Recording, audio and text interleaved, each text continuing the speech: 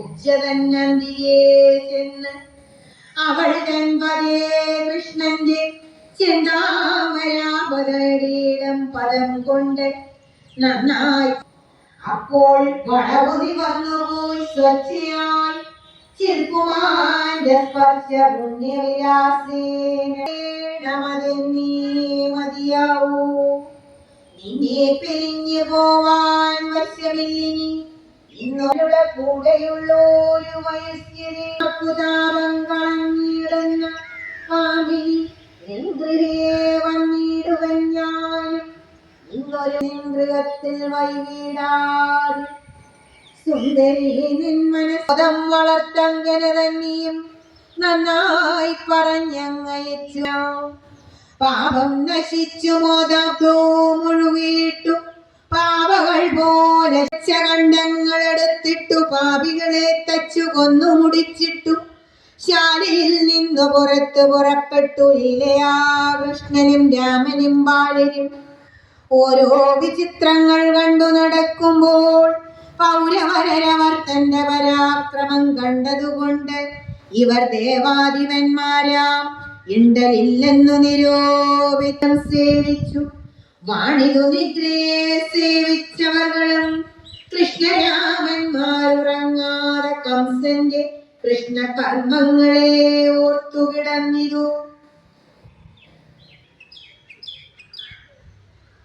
മല്ലവാദ്യങ്ങൾ ഘോഷിച്ചിറങ്ങീരും മല്ലവീരന്മാർ ചമഞ്ഞു വന്നിടിനാം.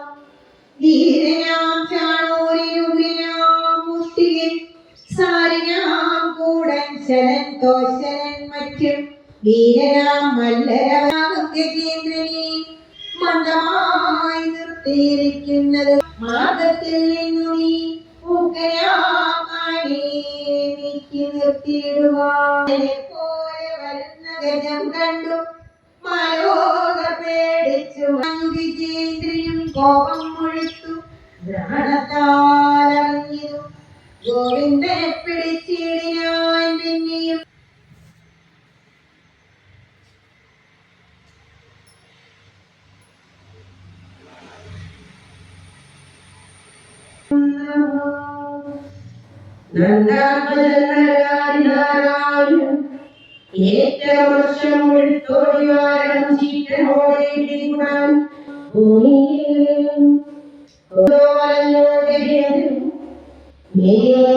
വെന്തിയെ പാലിച്ചു പോരുന്ന ദുഷ്ടരെ വെന്തിരന്തത്താൽ കൃഷ്ണ കൃഷ്ണ ഹരേ ഹരേ.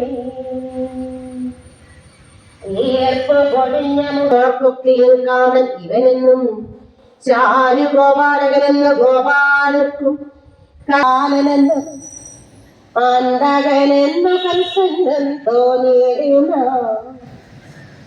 ചിന്തയിൽ കർമ്മികൾക്കൊക്കെ വിരാട്ടെന്നും ബ്രഹ്മവിത്തുക്കൾക്ക് ബ്രഹ്മം എന്നും തോന്നി നമ്മുടെ ദൈവം എന്ന്.